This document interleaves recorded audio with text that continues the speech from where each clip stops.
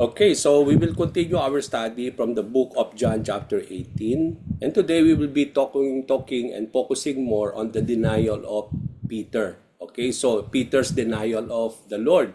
At i-skip po natin, mga kapatid, yung trial of Jesus kasi nakapaloob yun dun sa passage wherein, di ba, nung dinakip si Lord Jesus Christ, dinala siya sa house ni Caiaphas, and in between the denial of Peter, nandun po yung trial of the Lord. So hindi po natin pag-uusapan yung trial of Jesus Christ, but we will talk about that next week. So today, magpo-focus lang po tayo on the denial of Jesus Christ. So kung mapapansin ninyo, sa John chapter 18, nakapaloob doon yung high priest quest na kung paano question ng high priest si Jesus Christ. So hindi po natin babasahin yon, hindi natin itatakil yon, i-skip natin yan. Kaya ang pag-aaralan natin is John chapter 18 verses 15 to 18, and then we will move to verse 25 down to 27. Okay, so if you have your Bible with you, that's what we will be learning today and focusing today. John chapter 18 verses 15 to 18, and then verse 25 hanggang verse 27. Okay, so let me read. Simon Peter followed Jesus, as did another of the disciples. That other disciple was acquainted with the high priest, so he was allowed to enter the high priest's courtyard with Jesus. Peter had to stay outside the gate. Then the disciple who knew the high priest spoke to the woman watching at the gate, and she let Peter in. The woman asked Peter, "You're not one of that man's disciples, are you?" "No," he said, "I am not." Because it was cold, the household servants and the guards had made a charcoal fire. They stood around it, warming themselves, and Peter stood with them, warming himself. Verse 25. Meanwhile, as Simon Peter was standing by the fire, warming himself, they asked him again, "You're not one of his disciples, are you?" He denied it, saying, "No, I am not." But one of the household slaves of the high priest, a relative of the man whose ear Peter had cut off, asked, "Didn't I see you out there in the olive grove with Jesus?" Again, Peter denied it, and immediately a rooster crowed. So praise the Lord sa kanyang mga salita sa umagang ito na magbibigay pagpapala sa buhay ng bawat isa sa atin. So as I have said, we will focus more on the denial of Peter regarding our Lord and Savior Jesus Christ. Now, before we proceed sa ating pong lesson, let us have some interactions. Let us have some introduction that as disciples of the Lord, let us reflect first doon sa mga bagay na ating pong matututunan from the Lord today, that being mga disciples ng ating Panginoon, pwede pong magaya yung insidente na nangyari hindi lamang po kay Peter, kundi pati na rin kay Judas. Ay pwede po ito mangyari sa atin kung we will not be watchful and prayerful, no? And I believe nung sinabi nga ni Sister Brenda kanina that we need to be watchful and prayerful, yun po yung confirmation of what the Lord is trying to tell us. No? Not only in this message that I want to share to you today, but also even kahapon, yun din ang mensahe ko. No? So it means to say this is something that the Lord is emphasizing continuously sa buhay natin, that we need to be watchful. Why we need to be watchful? Titingnan natin yan mamaya. And why we need to be prayerful. Hindi pwedeng paghiwalayin po yan, no? As we watch, we pray. And as we pray, we always be watchful. So, kasi bakit natin that as disciples of the Lord, it is necessary for us to stand on guard and be watchful, for it is possible for us first to forsake, to betray, and deny the Lord. So, tatlong po yung ating pagbibigyan ng pansin today sa ating pag-aaral. Forsake, betray, and deny. At yan ay nakita natin sa mga disciples, no? Ipapakita natin that the disciples deserted the Lord, they forsake the Lord, they betrayed Jesus Christ, and then Peter denied the Lord, no? So makita natin yon. So kung ito'y nangyari sa close disciples of Jesus Christ, these are original disciples of the Lord, very close to Him. Okay? Come to think of this, they spent a lot of time with the Lord, day and night. They were with the Lord. But come to think, they still have done this to the Lord. So I believe it is possible for us to experience the same thing, to do the same thing. That's why we need to study and we need to discuss regarding this subject of how believers can also forsake, betray, and deny the Lord. We come to see from our lesson last Friday how Judas Iscariot, as disciple of the Lord, betrayed Jesus with a kiss. Come to think of this, no? He betrayed the Lord out of 30 pieces of silver.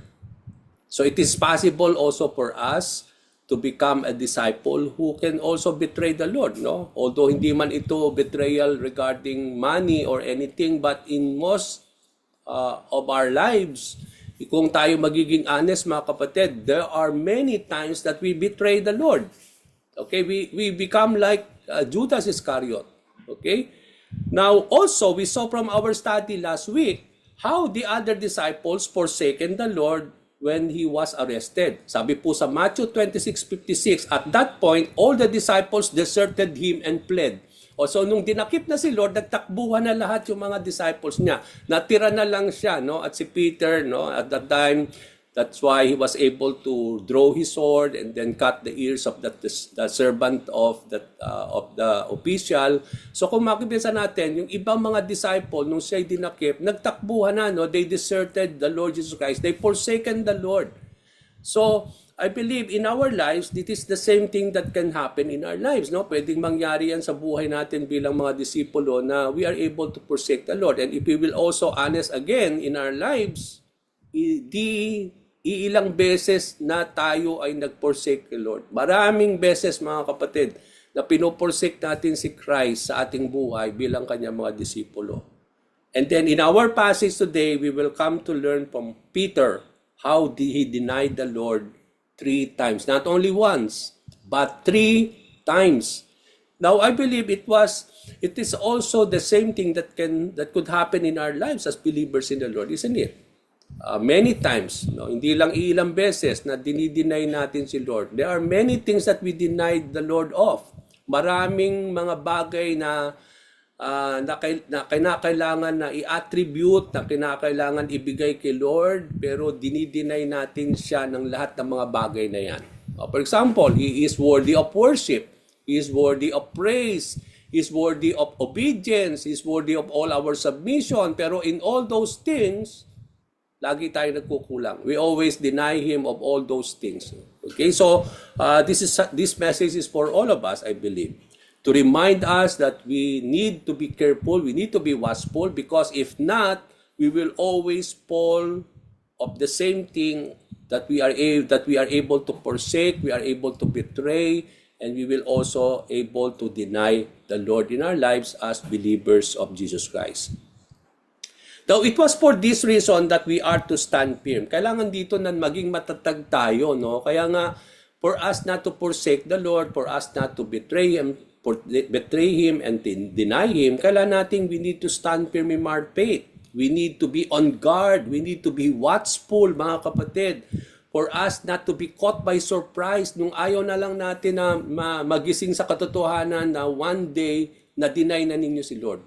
O one day na na-forsake natin si Christ and we have betrayed Him. Ayaw natin dumating na yung pagkakataon na yon na parang na-surprise tayo that we are able to do that to the Lord. But we need to be watchful. We need to be on guard. We need to stand firm para hindi mangyari yung mga bagay na yon. No? We need to be prayerful. Kaya napaka-importante po yan, no? That we don't need to be caught by surprise in falling to the same incident of forsaking and betraying and denying the Lord Jesus Christ. Okay, so we learned last Friday how Jesus Christ called His disciples to watch and pray. So babalik na naman tayo, di ba? Yun din yung lesson natin, no? When He was praying in the Garden of Gethsemane, in the Mount of Olives, when He moved Himself farther away from Peter, James, and John, ang sinabi ni Lord bago siya nag-pray, no?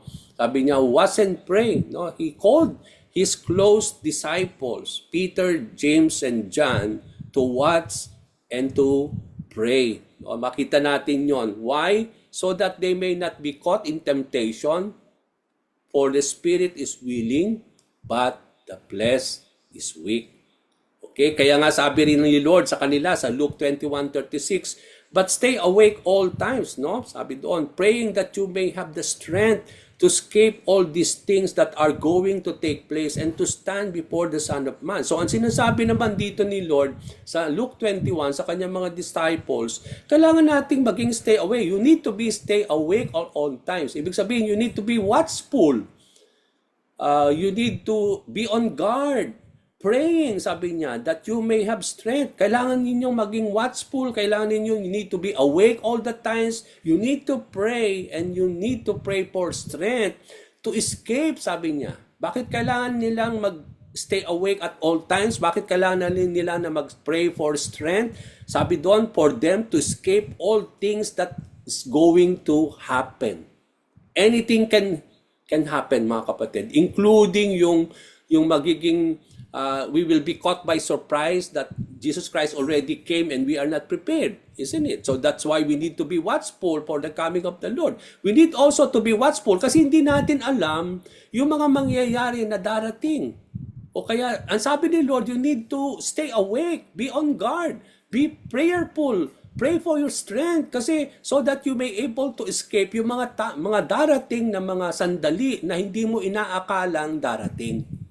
And I believe that is something that we need to prepare kasi hindi na, okay kung alam ninyo yung mangyayari mamaya, 1 hour per day, 2 hours from now, o bukas alam mo nyo yung mangyayari sa inyo, so thank the Lord, no? But then, hindi natin alam lahat yan. Kaya, all the times, every moment, we need to be on guard, we need to stay awake, we need to be prayerful, especially pray for strength so that we are able to endurance, we have to pray for perseverance, no? So that we are able to escape the things that is going to happen and stand, no, before the Son of Man. Yung para bang hindi tayo na wala, yung para bang hindi ito magdi-disrupt sa atin upang tayo po ay makasama ni Lord, that we are able to still to stand in the presence of our Lord and Savior Jesus Christ. Na hindi tayo na nag-backslide, hindi tayo na may mga nangyari na hindi na tayo nagpatuloy sa ating pananalig at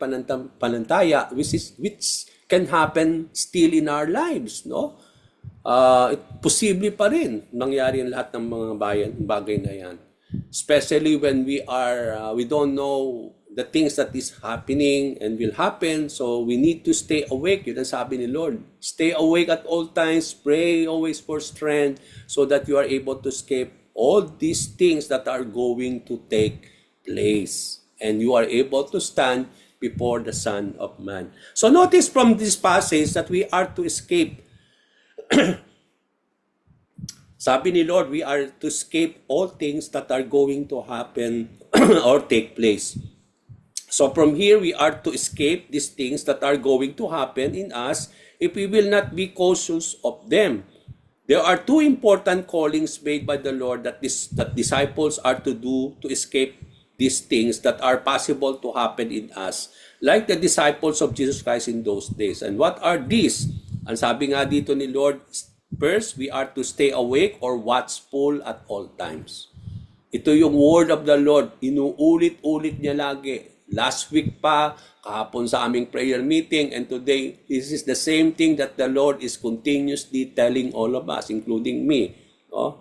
And pangalawa, we are to pray to find strength to escape this possible or to escape these things that is possible to happen in us. So napaka-importante po yung dalawang bagay na yan. Ito dapat yung principle na dapat nating we are taking mind of, that we need always to stay awake, be watchful, and then we are also, pangalawa, we need always to be prayerful, especially praying for strength that we are able to overcome, we are able to escape yung mga bagay na mangyayari pa.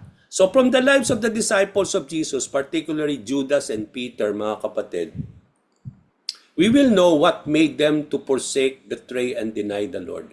Ano bang nag-cause sa mga disciples ni Jesus Christ wherein they forsaken the Lord? Ano bang dahilan why Judas betrayed Jesus Christ? Ano bang dahilan bakit Peter denied the Lord 3 times? Let's go first to Judas Iscariot. Ano ba ang dahilan why he betrayed the Lord? Judas Iscariot betrayed Jesus Christ out of 30 pieces of silver. Ano sinasabi doon? We talk about covetousness, love for money, love for riches. It will always lead us to betray the Lord. Okay? Yung ipagpapalit natin si God for riches, for money, for our love of money, for love of material things, yung covetousness natin, no? Kaya nga isa sa mga 10 commandments is that we need not to covet, no? And then we are being reminded always in the word of the Lord that love of money always will be the root of all kinds of evil. It will lead us even to betray the Lord or give up our faith in the Lord in exchange of money. Kaya nga mapapansin natin dito, no, na nagiging very busy in tao, not for God, but to attend to themselves, to attend to work. They are always busy to make money, no? Kung makikita natin. So it is, I believe, with these riches or with this thing, no, it is possible also to betray the Lord. We prepare riches than the Lord. Kaya nga kung hindi tayo magiging maingat, magiging Judas Iscariot ang bawat isa sa atin, mga kapatid. We will come to betray the Lord out of money and riches and out of our greediness and covetousness. So be watchful of covetousness, be watchful of greediness. Yan din yung sinare ko kahapon sa prayer meeting namin. No? Why we need to be watchful and prayerful? We need to be watchful and prayerful is because of covetousness, no? And also out of our greediness. And kaya nga napaka-importante po yung we need to be watchful, that we need to check our hearts kung meron na bang covetousness dyan sa ating mga heart, sa ating yung greediness, mga kapatid. Because if that is the case, then it is possible for you to prepare all these things more than our Lord Jesus Christ. Now let's go to other disciples. The other disciples deserted the Lord. Nung dinakip na siya, nagtakbuhan na sila. No, so what is the reason of it? They fear, no, to be arrested also. So bakit sila nagtakbuhan? Natakot din sila na sila'y dadakipin din. Sometimes in our lives, fear will be always the problem in our lives. For us to forsake the Lord. For us to desert Jesus Christ. No? Pag nauunahan na tayo ng takot, that's the time that we are being led to forsake the Lord. Just like the disciples of the Lord, nung sila'y natakot for them to be arrested, no? They ran away. They deserted the Lord. And I believe in our lives, there are a lot of things that cause us to fear. And that fear will always cause us to forsake the Lord. So be watchful for us not to do that. No? Be watchful on those moments that we become fearful. And that's the time, kaya nga napakaganda na kapag natatakot tayo, ang unang response natin is to pray. We always pray. And that's, I think that's the best medicine when we are fearful. We need to be prayerful every now and then that we become fearful. Let's go to Peter. Bakit dininay ni Lord si Jesus Christ 3 times? Because he fear to be identified with the Lord. No, parang ikinahihiya niya yung kanyang relationship o yung kanyang identity that is found in the Lord. No, he fear of his identity as a witness of the Lord, as a disciple of Jesus Christ. Believers may hide their identity in Christ. Pag tinatago mong identity mo, ayaw mo ipag-alam na ikaw ay Kristiyano, na ikaw ay nasa Panginoon, isn't it as already denying Jesus Christ in your lives? Isn't it? Dinideny mo na talaga si Lord doon. Parang ikinahihiya mo si Lord, ayaw mo malaman na sa tao na ikaw ay Kristiyano, mananampalataya. So it is also a form of denial when we hide our identity when it comes to the Lord Jesus Christ. Remember, we are Christians. We bear the name of the Lord. We are disciples of Jesus Christ. So it is also a form of a denial. We deny Jesus of what is due to Him. Sabi ko nga kanina, hindi lang dinideny natin si Lord just like Peter, no, in many things, but also particularly in terms of worship. Isn't it? Ascribe to the Lord the glory that is due to His name. Worship Him, praise Him, sabi sa Bible.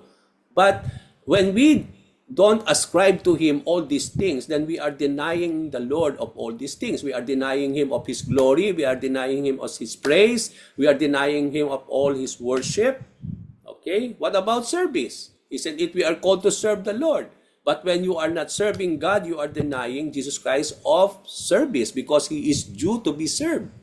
Kailangan nating paglingkuran siya, no? Although He served us, but in return, now as disciples, after He served us, now's the time now that we need now to serve the Lord. Hindi lagi tayong pagsisilbihan ni Jesus Christ, mga kapatid. Yes, nagsilbi na siya sa atin nung siya namatay para sa atin.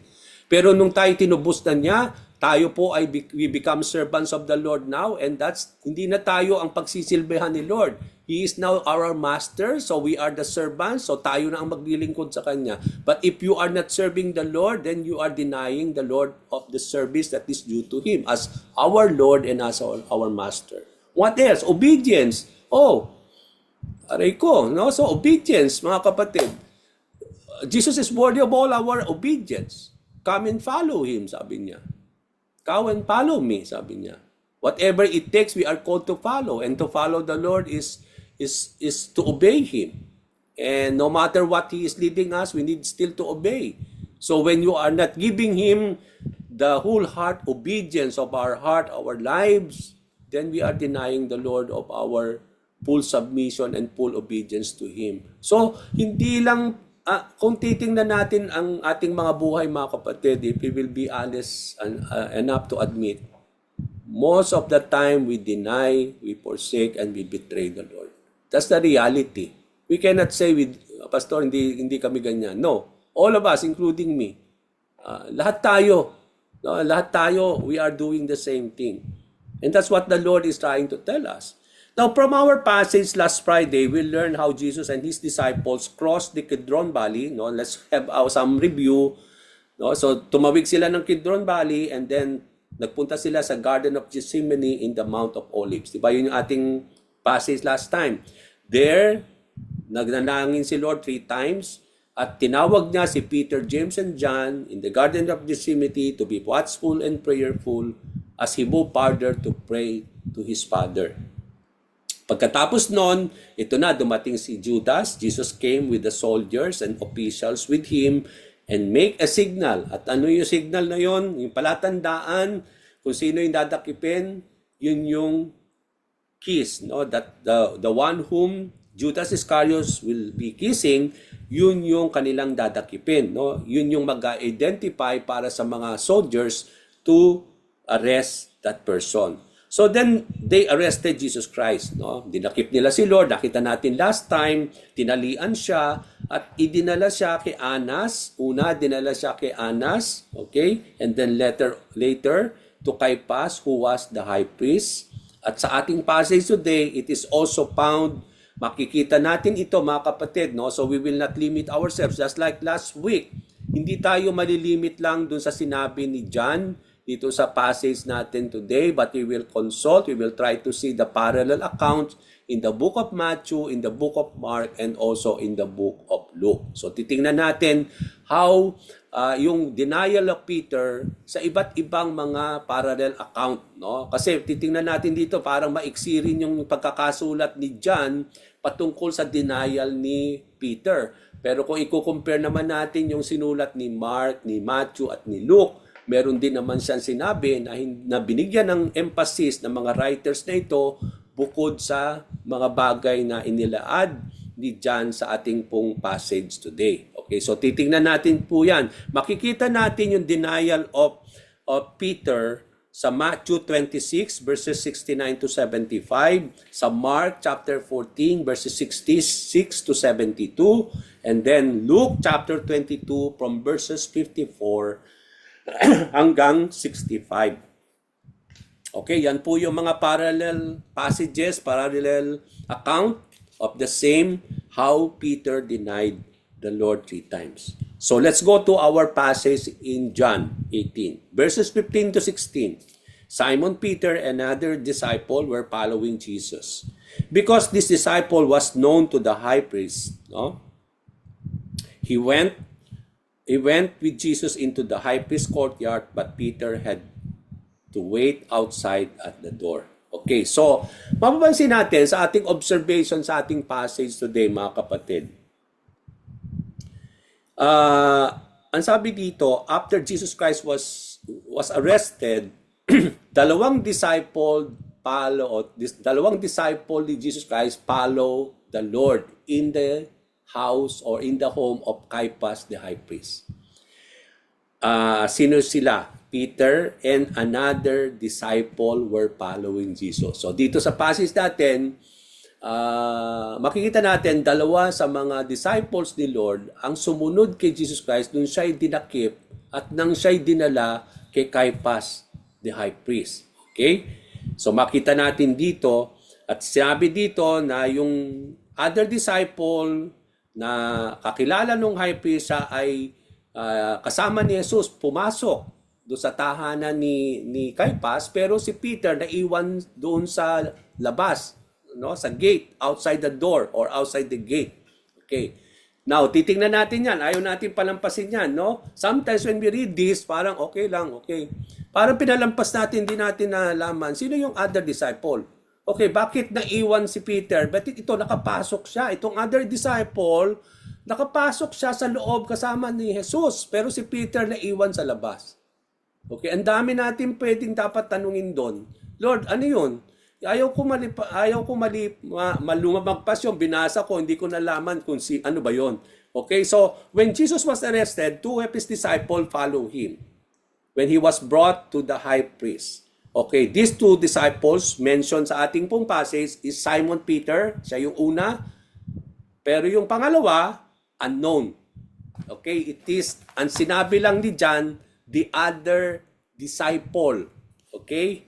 Now, yung questions to ask natin, who was the other disciple mentioned in the passage? Sino itong other disciple na ito na hindi na-mention? Hindi, walang pangalan. Samantalang si John, nandun yung inilaad niya, yung pangalan ni Peter. Another thing that we need to ask, how does Peter follow the Lord? Paano siya sumunod kay Lord nung dinakip si Jesus Christ? Okay, so ito yung and then third thing, how does Peter, sabi nga natin, no? Kung titingnan natin, unahin natin yung question, number 2. How does Peter follow Jesus Christ? Paano siya sumunod? Okay, nung dinakip si Lord, okay, paano siya sumunod? Ang sabi po dito, walang sinabi si John. No? John did not write anything. Wala siya sinabi kung paano sumunod si Peter. Pero sinabi lang dyan, two disciples follow the Lord. Okay? But then, kung titingnan natin sa account ng Matthew, Mark, and Luke, sinabi dyan sa Matthew 26:58, Mark 14:54, at Luke 22:54, ang sabi ng mga passages na yan, meanwhile, Peter followed him at a distance. Okay, tingnan nyo po yung word at a distance, malayo. Hindi siya malapit, no? And came to the high priest's courtyard. O so, nung nag-follow itong si Peter, di ba, he is one of the close disciples of Jesus Christ. He is one of the inner circle of his close disciples. Dapat very close siya, no? Yung para bang kung nandito lang si Lord, dapat nandun siya sa likod. Kasi kung time to think, kung talagang ikaw ay follower, dapat hindi ka in a distance, hindi ka malayong nagpapalo. Kaya nga yun na sinasabi natin ni Lord sa atin ngayon, pinapaalalahanan. We are followers of Jesus Christ. We are disciples. Now, ang tanong ko sa inyo, how do you follow the Lord? Are you very close to Him? Or you are also following at a distance? That's possible, mga kapatid. Malayo tayo. Kaya it's possible. Bakit? Ayaw mo ma-identify sa Kanya. Kaya ngayon, denial na yun eh. So, si Peter, sa Kanya pa lang, hindi pa lang niya dinideny si Lord yung nangyaring denial. At this time, dinideny na niya si Lord. Because he is still very far. Para bang dinideny niya yung kanyang attachment kay Jesus Christ for not all people to see Him as one of His followers. Bakit siya sumusunod ng malayo? Kasi ayaw niyang ma-identify din para baka siya dakipin din. Okay? So it means to say that's denial already. That's already forsaking the Lord, mga kapatid. So in our lives, tanungin natin sarili, how do I follow the Lord? Am I close to Him, following Him closely? Or am I, same Peter, following Him in a distance? Kayo lang po makakapagsagot niyan, mga kapatid. But that is what the Lord is asking all of us today. I hope you are very close in Him. We are all close following the Lord. And I believe that's something that we need to emphasize today. Peter followed Jesus at a distance. Before this incident, Peter always followed the Lord so closely. Tingnan niyo po, bago itong arrest ni Lord, sa lahat ng mga passages in the Bible, bago yung arrest ni Jesus Christ, nandun lagi si Peter, nasa scene lagi. Very close siya lagi. Makikita siya lagi very close to the Lord. Okay? So para bang he's so close to Jesus Christ. But come to think up in this passage, in his arrest, nakita natin, he became so distant and para bang nandun na ikinahihiya niya o para bang ayaw siyang ma-identify very close to the Lord. So, anong ibig sabihin yon, mga kapatid, when we follow the Lord in a distance? Anong pwedeng mangyari kung you are not closely following Jesus Christ, but you are following the Lord at a distance? Anong pwedeng posibleng mangyari sa atin? Okay, number 1, it will lead them to deny the Lord. When disciples follow at a distance, first, it will lead them to deny the Lord. Yan yung case ni Peter. And that caused him to deny the Lord because he's following distantly. Now, in our lives, when we become believers who follow the Lord in a very distant and not close, then it is possible for us to deny the Lord. Number 2, when disciples follow at a distance, it reveals that we do not want to be identified with the Lord. Yun lang po yun. When you are not close to Him, it means kinahihiya ninyo at ayaw ninyong ma-identify with Him. Why? You are claiming disciples. Yes, you are a disciple, pero you are following in a very distant. Yung para pang yung distance mo ay malayo ka kay Kristo. Pero sinasabi mong disipulo ka, tagapagsunod ka, pero sumusunod kang malayo sa Kanya. It means to say you do not want to be identified with the Lord. When disciples follow at the distance, it reveals that we are shameful of Christ. Ikinahihiya natin sila. We are not proud to be a follower. Kasi parang Peter, at that particular time was following at a very distance. It may be he don't want to be identified because if so, he will also be arrested.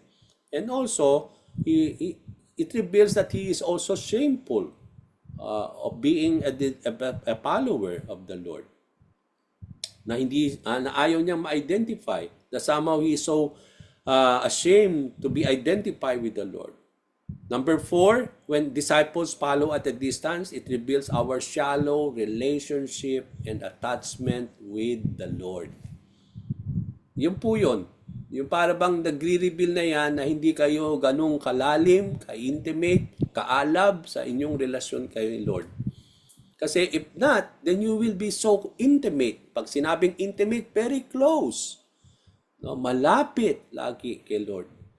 But if you are following a very distance, and how do we see that we are following distantly before the Lord?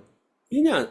When there are disobedience, when you are struggling, when you are unsubmissive to the Lord, isn't it? That's a clear indication that you are following the Lord so distantly. But when you are able to obey the Lord, you are able to love Him, we are able to obey Him wholeheartedly, yun naman ay nagsasabi na you are following the Lord in a very closely and very near, nandun yung nearness mo nyo kay Lord, and that explains itself.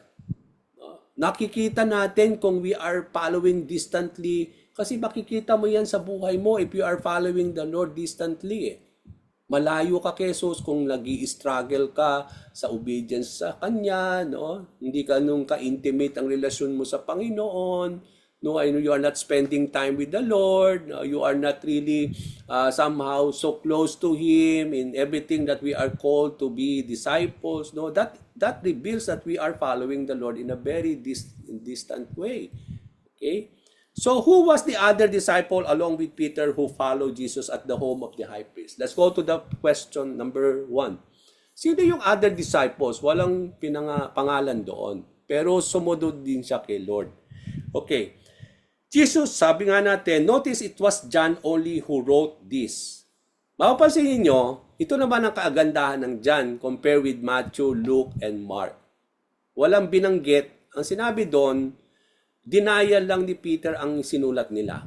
Okay? Pero dito naman, ang maganda sa John, inelaborate ni John na si Peter ay sumunod and yes, sinabi rin sa Matthew, Mark, and Luke that Peter also followed the Lord at doon natin nalaman nga that Peter followed the Lord at the distance. Pero hindi ibinigay ni Mark, Matthew, and Luke na meron pang isang disciple who followed the Lord along with Peter. Pero dito kay John, sinulat niya na meron ding isang disipulo who followed the Lord and who was able also to enter with Jesus Christ at the home of Caiaphas the high priest. Okay? So, walang pangalan, no? Unknown siya. Pero yung mga scholars, no, kung tayo magsasaliksik sa internet, sa mga ibang mga trusted mga libro, yung mga scholars, mga theologians, they believe, although it is not mentioned, they believe it is John the Beloved. Di ba si John ang sumulat ng Gospel of John? No? Come to think of this, that kapag sinusulat niya yung sarili niya pertaining to him sa kanyang writing, he is not mentioning even himself. No? Hindi mo mapansin yon. But he is always referring himself as someone who is so close to the Lord, okay? Na he always refer himself as someone who is always reclining at the bosom of Jesus Christ. So hindi niya binabanggit yung name niya. And since he is the one also who's following the Lord, sabi nung scholar, hindi naman na talagang sasabihin ni John that na i-mention na siya rin yun, no? That he will not mention his name there. But ang sinabi diyan, and the other disciple, it may be that he's preparing himself para hindi talaga very obvious na siya yon. Ang nilagay niya sa sarili niya that sabi niyon, and the other disciple. Okay? So, although hindi niya minention yon. So, ang sabi natin dito, why John? Bakit si John? Kasi kung mapapansin natin, mga kapatid, in the book of Acts, and even in the gospel accounts, tatlo lagi ang nagiging identify not only in the Lord, with the Lord, but also with Peter. Laging mama-mention yan yung Peter, James, and John. Okay, yan. Lagi natin malalaman yan. Makikita natin lagi yan. Yung Peter, James, and John in the book of the gospel. Okay, when there is always Peter, nandun lagi si John. Okay, sa gospel. Let's go to the book of Acts. In the book of Acts, kung mapapansin nyo, from chapter 1 down to chapter 8, chapter 9, yun na yung wherein the conversion of Paul. Okay, so 1 to 8, makikita natin, laging mapapansin niyan Simon, Peter, and John. They are always together.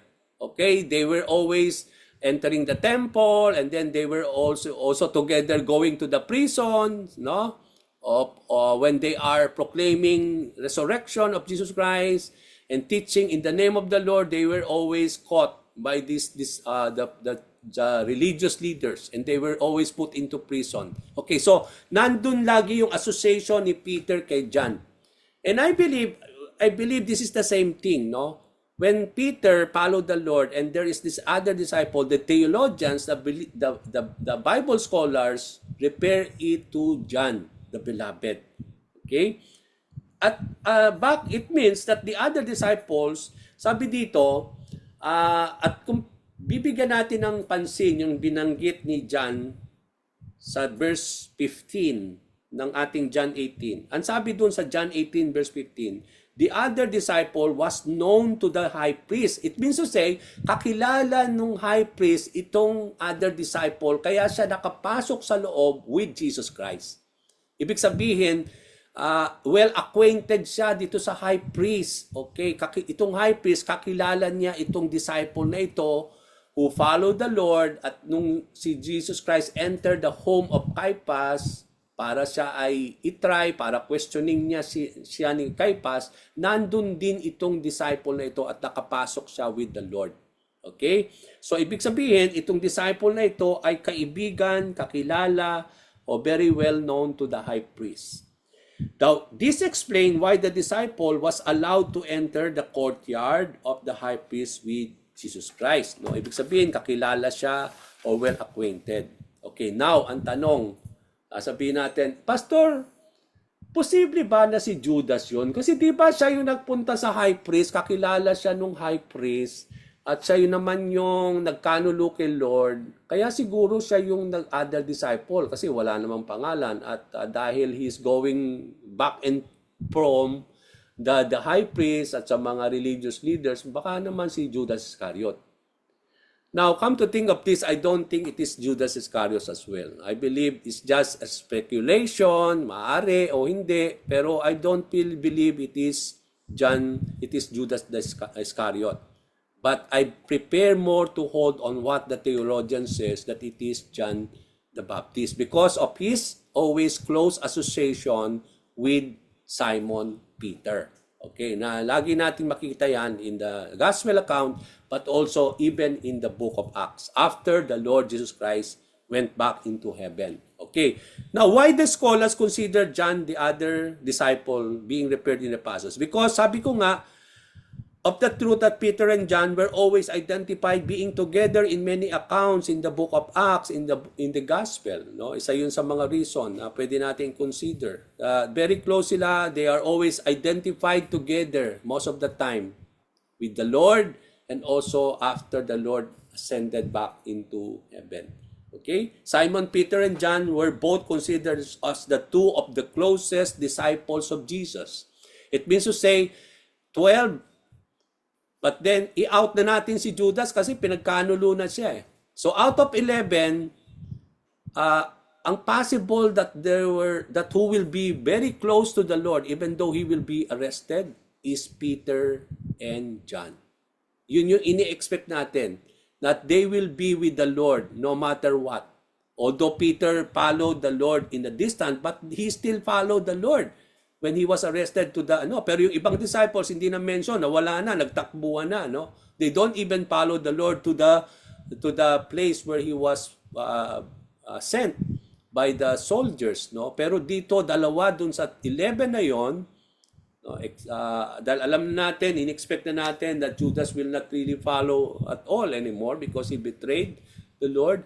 But then here comes now that we expect that Peter and John were the most closest disciple of Jesus Christ who were always close to Jesus. So I believe that it is John the Beloved. Okay? Now, before we go to the verse wherein Simon Peter denied Jesus Christ 3 times, it is important to know, mga kapatid, that Jesus prophesied already and predicted what would happen when when Peter will deny him. So, bago mangyari ito, predict na ni Lord that Peter will deny the Lord 3 times. Hindi pa nangyayari. Saan natin makikita yan? Matthew 26 verse 31 to 35. Okay? Nasulat na yan. At even sa ating ibang mga writings, kung makikita natin, yan ay na-predict na ni Lord. No? Ito ay parang nasabi na ni Lord earlier, even before those things happen. No? So, let's open our Bible to Matthew. Buksan natin yon and let us read together sa Matthew 26 verses 31 to 35. Ito yung mga pagkakataon na hindi pa somehow na-deny ni Peter si Lord, pero it was already predicted by the Lord. Okay? Ang sabi niya sa 31 to 35, Matthew 26, on the way. So kung nandun na po kayo, on the way, Jesus told them, tonight, all of you will desert me. So hindi pa nangyayari, sinabi na ni Lord sa lahat kayo, you will forsake me. Lahat kayo, you will desert me. Magtatakbuhan kayo. O lahat. So, di ba yun din ang nangyari? So, bago nangyari yon, sinabi na pala ni Lord yon sa mga disciples niya, you will forsake me, you will desert me. For the scripture say, so ibig sabihin, nasulat na rin yon sa Old Testament writing. Yun ay mapupulfill. Ang sabi doon, God will strike the shepherd and the sheep of the flock will be scattered. Okay, so yung po yun. So makita natin dito na predict na ni Lord, hindi lang yung denial ni Peter, kundi even the disciples, all of them, they will desert the Lord. Iiwanan nila na nag-iisa si Lord when He will be arrested. Kasi nasulat yon, yun ay mangyayari to fulfill the scripture. And then, verse 32, but after I have been raised from the dead, I will go ahead of you to Galilee and meet you there. So dito, hindi lang siya nagpipredict, nagpo-prophesy na the disciples will desert Him, but also He is already prophesying His resurrection. Okay? Ano sabi niya? But after I have been raised from the dead. Okay, sinasabi na niya dito na siya'y mabubuhay na muli. And then, He is telling them already what will happen. And what is that? I will go ahead of them in Galilee and meet them there. Okay, so ito na yung sinasabi, no? Advance na si Lord dito, no? Sinasabi na nila sa mga disipulo na hindi lang you will desert me, but also His resurrection is also been predicted here, prophesied here by the Lord, and also He prophesied that He will go earlier, He will go ahead with them in Galilee, and it is where He will meet them. Okay? And then Peter declared, ito na si Peter, sa verse 33, Peter declared, even if everyone else deserts you, Lord, okay, I will never desert you. I will not desert or forsake you. Tama din naman, di ba, naiwan siya. That explains why He cut the ear of the serpent. Lahat takbuhan, nandun si Peter. Okay, naiwan. Tama din naman. Okay? I will not desert you, Lord. I will never desert you. Jesus replied, verse 34, I tell you the truth, Peter, this very night before the rooster crows, you will deny 3 times that you even know me. No, sabi ni Peter, insisted, even if I have to die with you, I will never deny you. And all the other disciples bowed the same. Okay, hindi lang po ito'y pinangako ni Peter. Pero sabi dito sa Matthew, lahat daw ng mga disciple, they bowed. Nangako rin, no? Of the same thing that they will not desert the Lord, they are willing to go to the prison with Him. Okay. So, pero anong nangyari? Di ba? Hindi naman. Okay? Iba yung nakita natin. Okay. Even Peter followed the Lord but in a very distant, but he also deserted and denied the Lord, no? When he denied the Lord 3 times. So, makita natin dito what this tells you and me, mga kapatid. It tells us, mga kapatid, that many times we just say so with our lips, but without our heart on what we are saying. Notice ninyo kapag sinasabi ninyo sa bibig lang, expect na ninyo 100% hindi nyo gagawin yan. Sige, talagang bukang bibig lang Parang gusto mo lang paratingin na you are a close disciple and to prove that you are a close, pwede mo sabihin ganun. Pero in reality, in your heart, you are not able to do that. So, maraming beses, yun nga ang nangyayari sa atin bilang mga disciples. We just say things to the Lord, but we are not able to do it. And that's what we see here in the lives of these disciples, no? Kaya nga napansin natin dito na lahat tayo may patama dito Lahat tayo tinatamaan dito sa mga passage na ito, no, including me. We were always being reminded sa ating relationship with the Lord, and this is also we are, no? Tingnan natin yung first denial. Let's go to that first denial written in John 18:15-18. Yung unang dineny ni Peter si Lord. Sabi dito, when Simon Peter and the other disciple followed Jesus to the home of Caiaphas the high priest, the other disciple was allowed to enter the courtyard, but Peter stayed outside the gate. Okay, so naiwan siya. But then, sa verse 16, the disciple who knew the high priest, bumalik siya and he spoke to the servant girl na siyang nagbabantay doon sa gate. So, itong disciple na ito na unknown, that it can be John, na sabi nga natin, bumalik siya dahil nakapasok siya doon, kakilala niya yung high priest, no, he was allowed to enter with the Lord, and then dahil alam niya na si Peter ay naiwan sa gate, so bumalik siya, kinausap niya yung woman para siya ay makapasok doon sa courtyard. Hindi inside the house, but in the courtyard. Okay, sa courtyard. And so, ang sabi dito, the woman watching the gate for Peter to enter, and she let Peter in. Peter was allowed to enter the courtyard. Sinabi rin sa mga other gospel account. Okay? So nasabi dun sa mga ibang mga sinulat ni Matthew, Mark, and Luke, Peter was sitting with the courtyard and joined the guards. So nung pumasok siya sa courtyard, hindi binanggit ito ni John, no? Walang binanggit si John, pero based sa account ni Matthew, Luke, at ni Mark, nung pumasok na daw si Peter sa loob ng courtyard, he joined the soldiers and other people in the middle of courtyard. Nagpapainit sila. No? He was sitting with them and nagpapainit din itong mga taong ito dahil malamig. So they made a fire out of charcoal and then they made themselves hot at that fire, sitting at dun sa bonfire na yon, at kasama nila si Peter na nakaupo doon. Peter sat and joined them. Sabi po sa Luke 22:55. John 18 verse 18, because it was cold. Sabi po sa John 18 verse 18, because it was cold, dahil malamig ng mga panahon na yon, the household servants and the guards had made a charcoal fire. They stood around it, warming themselves, and Peter stood with them, warming himself also. So nandun si Peter kasama ng mga alila, ng mga guards, at nagpapainit sila dahil malamig at that time. Okay. Now, the servant girl who allowed Peter to come in the courtyard, na-notice niya si Peter in a firelight. Dahil nandun siya sa fire, at dahil maliwanag, tinatamaan siya ng liwanag ng fire.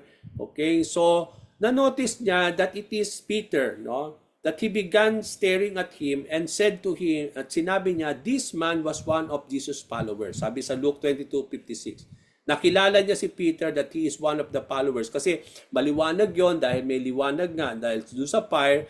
So, he noticed and he tell the people that this man was one of Jesus' followers. And then Peter denied and said, sabi po sa Matthew 26:70, sa Luke 22:57, I do not know what you are talking about. Sabi ni Peter, I do not even know him. Yun naman ang sabi ni Luke 22:57. Okay, so here, we come to see here that he denied the Lord, that hindi niya, sinasabi niya that I do not know what you are talking about, I do not even know the Lord. So that is the first denial. Second denial, written in John 18:25. Meanwhile, as Simon Peter was standing by the fire, warming himself, they asked him again, you're not one of his disciples, are you? Sa Matthew 26:71-72, later out by the gate, another servant girl noticed him and said to those standing around, this man was with Jesus of Nazareth. Again, Peter denied it, and this time with an oath. Okay, come to think of this, meron pang oath. I don't even know the man. Okay, so to prove that he did not know the Lord, nagbigay pa siya ng oath. Okay, sumumpa pa siya. Okay, 'di ba? Sa maraming beses sumusumpa tayo para to credit what we are saying and for him to credit what he said, that hindi siya disciple ni Lord, nanumpa pa siya, no? He do it with an oath. Luke 22:58-59, after a while someone else looked at him and said, you must be one of them. No man, I'm not. Okay? Third denial of the Lord, John 18, verse 26-27. But one of the household slaves of the high priest, a relative of the man whose ear Peter had cut off, asked, didn't I see you out there in the olive grove with Jesus Christ? Again, Peter denied it. Matthew 26:73-74. A little later, some bystanders came over by Peter and said, you must be one of them. We can tell by your Galilean accent. Peter swore, I curse. Curse on me if I am lying. I don't know the man. Luke 22:59-60. About an hour later, someone else insisted this must be one of them because he is a Galilean too. But Peter said, man, I do not know what you are talking about. So dito natin makita, no? And then sabi sa scriptures, immediately after that third denial, even before Peter was speaking, the rooster crowed. Tumilaok yung manok. Okay? Even before Peter was speaking. So, we saw here of how the prediction of the Lord was fulfilled. So, malapit na po tayo matapos. Makita natin dito na yung prediction ni Lord na fulfill of how Peter denied the Lord 3 times before the rooster crows. Now, anong sinasabi nito sa atin? What does this tell us? It reveals that every words of the Lord will be fulfilled just as He said to us. Yun ang sinasabi nun. Lahat ng mga bagay na binigay ng Panginoon through His words, mga bagay na sinasabi niya sa atin, mga kapatid, He is faithful to fulfill it. Mangyayari lahat yan. Because come to think, He is a God of truth, no?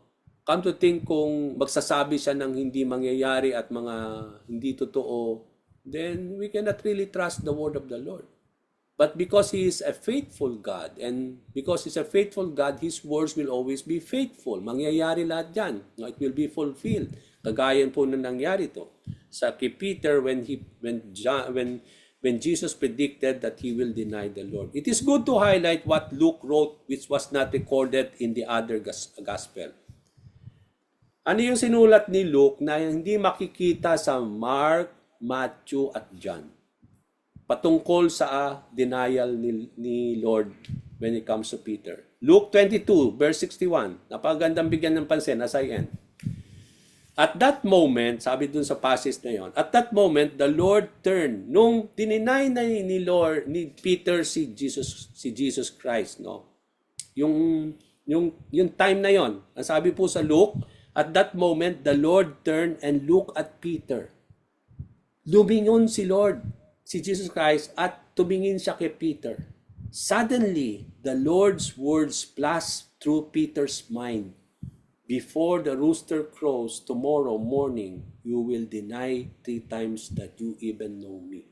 So, nung pagkakasabi niya, yung ikatlong denial ni Peter kay Lord, sinabi ni Luke, tumingin si Jesus Christ, bumaling siya at tumingin siya sa Peter. At nung nakita ni Peter yung mukha ni Lord, na-remind siya of what the Lord, na-plus out sa kanyang mind nung nakita niya na lumingin si Lord sa kanya.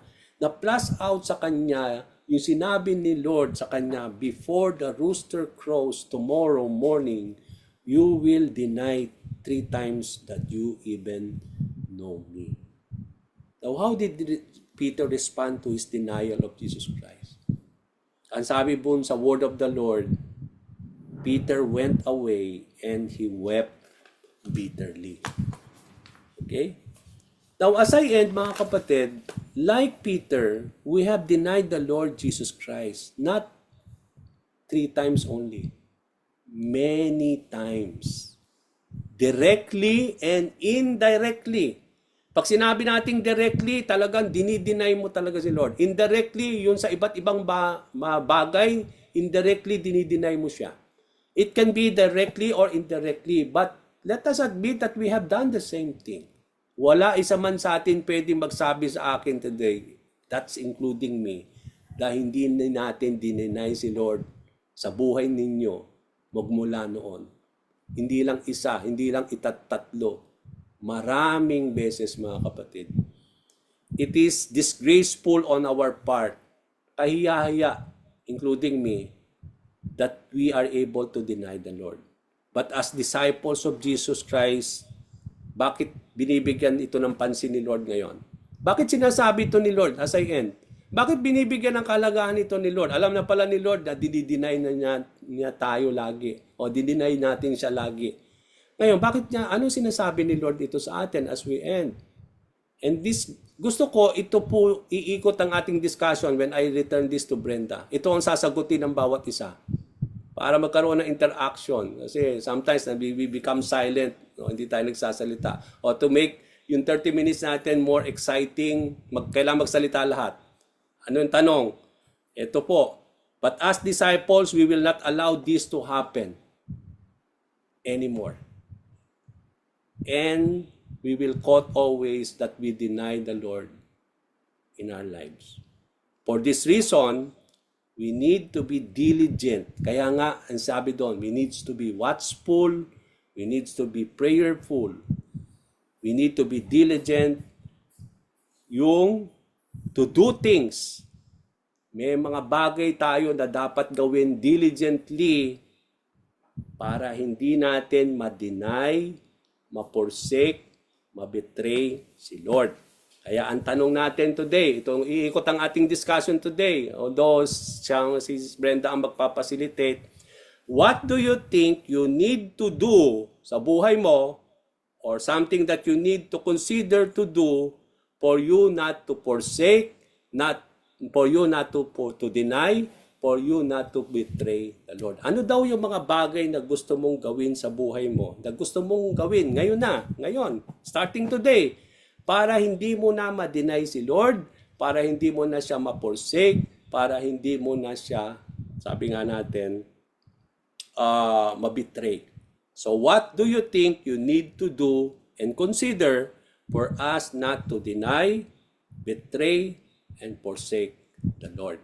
Okay, so yun po yung ating discussion today. So I return this. Let me stop the recording.